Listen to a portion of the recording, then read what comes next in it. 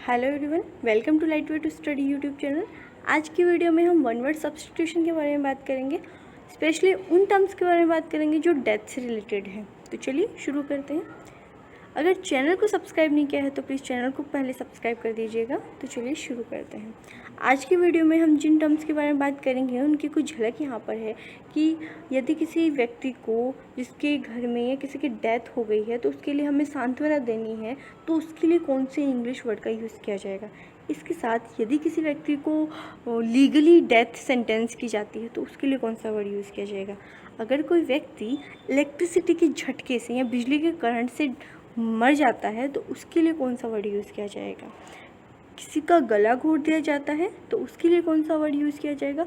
Newspaper में मृत व्यक्तियों से संबंधित जितने भी समाचार अखबार के जिस सेक्शन में आते हैं उसे इंग्लिश में क्या बोलते हैं। ऐसे बहुत से सवालों के जवाब आज की वीडियो में हम जानेंगे। तो चलिए शुरू करते हैं।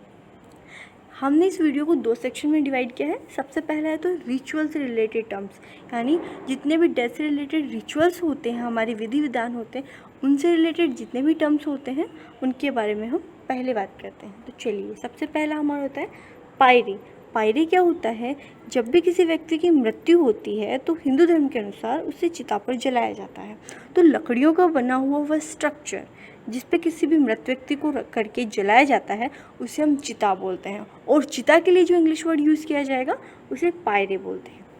इसी तरह मृत व्यक्ति को जब चार लोग कंधे पर उठा करके शमशान घाट तक लेकर के जाते हैं तो उसे अर्थी बोलते हैं। और अर्थी वर्ड के लिए जो इंग्लिश का वर्ड होगा हमारा वो होगा bier, BIER। It is a frame in which dead body is carried, यानी मृत व्यक्ति को जिस लकड़ी के ढांचे पर रख करके लेकर के जाया जाता है उसे वेयर बोलते हैं। इसके अलावा एक ऐसा स्थान जहाँ पे जितने भी मृत व्यक्ति हैं उनको रखा जाता है तो उसे मोर्चरी बोलते हैं। मोर्चरी क्या होता है, जहाँ पे जितने भी जो मृत व्यक्ति है उनको रखा जाता है उस स्थान को मोर्चरी बोलते हैं। अब एक ऐसा वाहन होता है जो जितनी भी डेड बॉडीज़ होती है उनको लाने या ले जाने का काम करती है, तो उस वाहन को हॉर्स बोलते हैं, HEARSE। तो hearse is a vehicle used to taking dead body to cemetery. ठीक है। स्ट्रेंगल वर्ड यूज़ किया जाता है किसी भी व्यक्ति का गला घोटने से रिलेटेड। यदि किसी व्यक्ति का गला घोटा जाता है तो उसके लिए स्ट्रेंगल वर्ड का यूज़ किया जाता है। अब बात करते हैं कि डेड बॉडी को क्या बोलते हैं इंग्लिश में। तो डेड बॉडी भी दो तरह की होती है, एक इंसान की डेड बॉडी होती है, एक जानवर की डेड बॉडी होती है। तो यदि डेड बॉडी किसी जानवर की है तो उसके लिए वर्ड यूज़ किया जाएगा कार्कस। लेकिन यदि डेड बॉडी किसी इंसान की है तो उसके लिए वर्ड किया जाएगा corpse, CORPSE।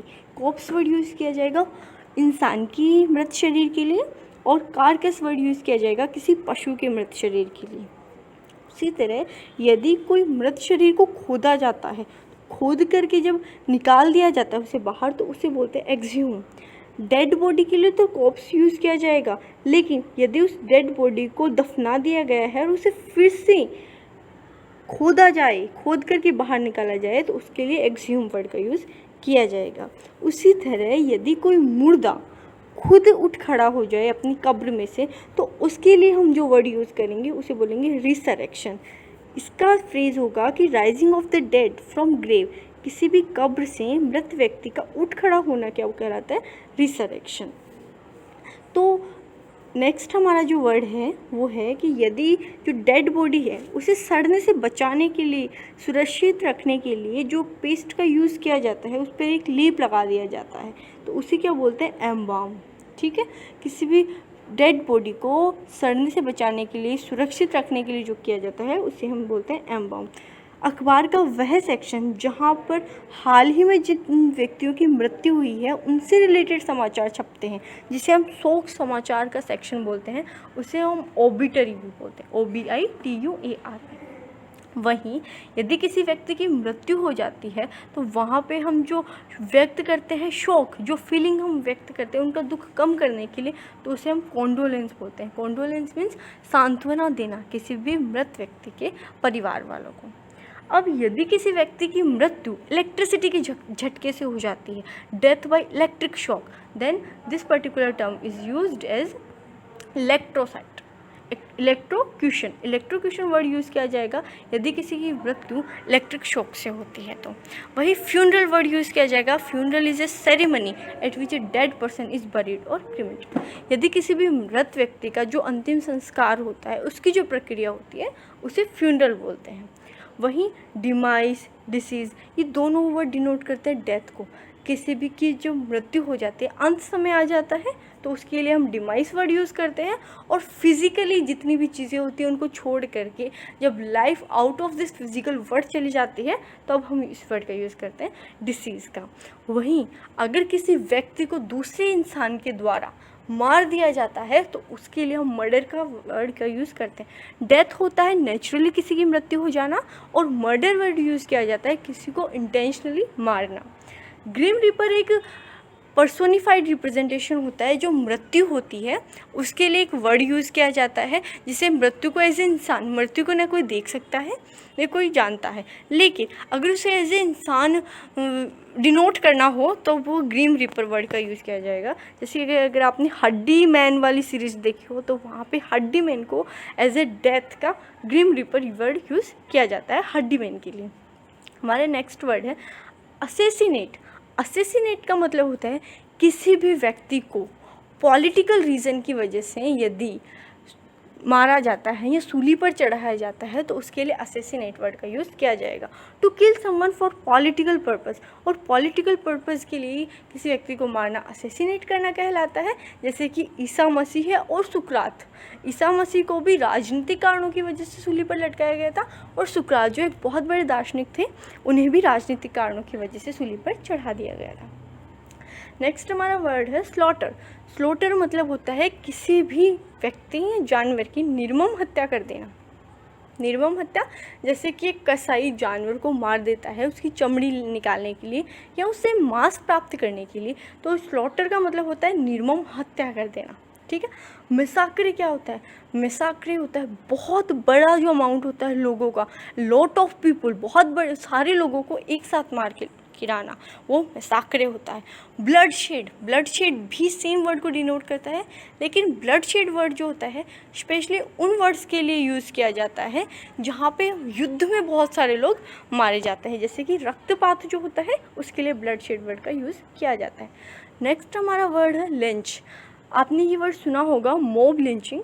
Mob lynching word use किया जाता है। मॉब मीन्स होता है पब्लिक, बहुत सारे जब लोग मिल करके किसी भी इंसान को इल्लीगली मार देते हैं, इल्लीगली मार देते हैं तो उसे लिंचिंग बोलते हैं। तो इल्लीगल किसी का डेथ करना लिंच कहलाता है। नेक्स्ट वर्ड हमारा है एग्जीक्यूशनर। एग्जीक्यूशन का मतलब होता है यदि किसी व्यक्ति ने कोई अपराध किया हो और उस अपराध की सज़ा देने के लिए उसे फांसी की सज़ा मिली हो या उसे फांसी पर चढ़ाया जाता है, तो उस टर्म की वहाँ के लिए हम जो वर्ड यूज़ करेंगे उस फांसी को लगाना के लिए एग्जीक्यूशन वर्ड का यूज़ किया जाएगा। और जो व्यक्ति उसे फांसी देता है उसके लिए एग्जीक्यूशनर वर्ड का यूज़ किया जाएगा। नेक्स्ट हमारा वर्ड है ऑटोप्सी।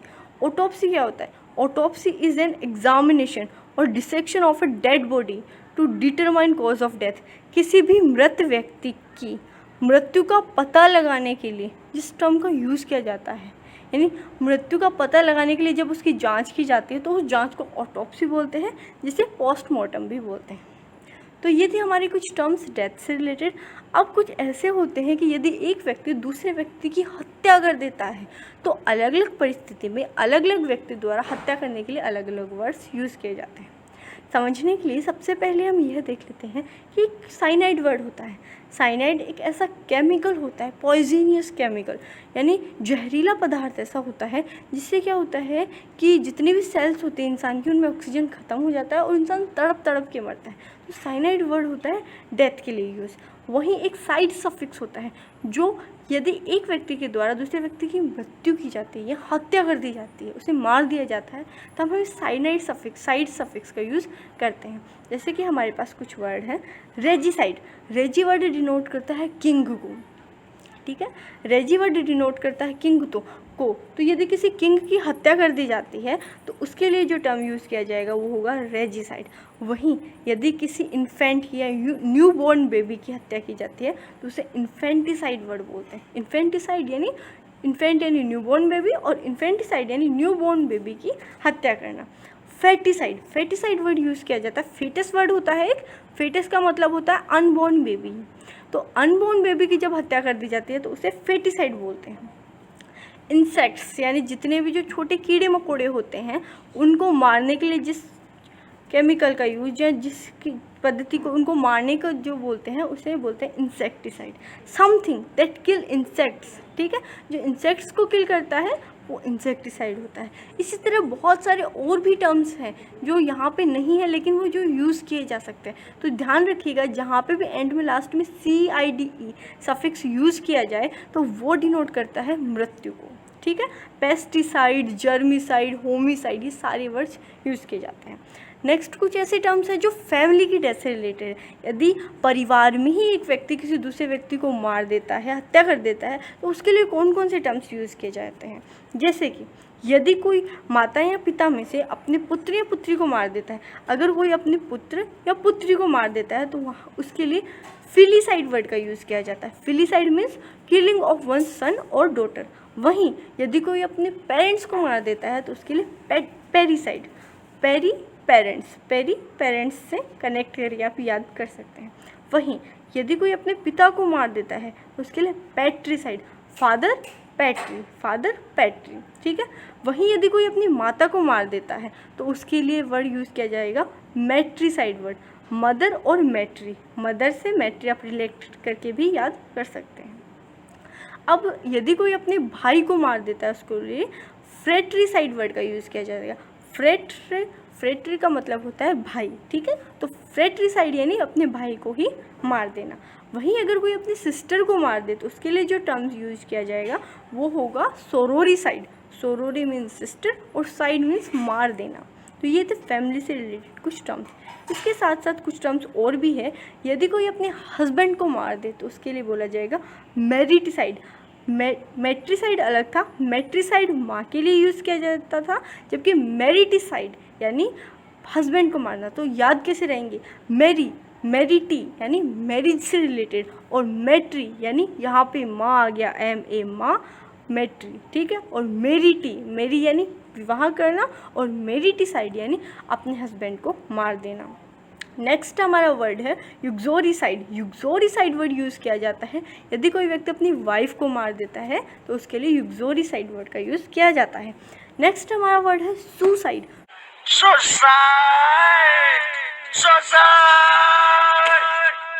अरे भाई ये सुसाइड क्या होता है? सुसाइड वर्ड यूज़ किया जाता है यदि कोई व्यक्ति अपनी खुद की हत्या करना चाहता है, खुद को इंटेंशनली मारना चाहता हो, तो वहाँ पे हम जो वर्ड यूज़ करेंगे वो हमारा होता है सुसाइड। नेक्स्ट वर्ड होता है होमिसाइड। होमिसाइड वर्ड मीन्स होमो मीन्स ह्यूमंस। तो जब बहुत सारे लोगों को मारा जाता है तो उसे होमिसाइड कहते हैं। वहीं सभी लोगों को नहीं मारा जाता, जबकि कुछ विशेष जाति, ट्राइब, ठीक है, या फिर जेंडर के लोगों को मारा जाता है तो वहाँ पे जेनोसाइड वर्ड का यूज़ किया जाता है। जब लोगों को डिफ्रेंशिएट कर करके मारा जाता है तो जेनिसाइड वर्ड का यूज़ किया जाता है, और बिना लोगों में डिफ्रेंशिएट किए बहुत लोगों के एज ए ग्रुप देखा और वहाँ पे उनकी किलिंग कर दी तो वहाँ पे वो वर्ड यूज़ किया जाएगा होमिसाइड। तो ये थे हमारे कुछ वर्ड्स जो डेथ से रिलेटेड थे। अगर आपको ये वीडियो पसंद आई है तो प्लीज़ लाइक कीजिएगा, शेयर कीजिएगा और सब्सक्राइब कीजिएगा।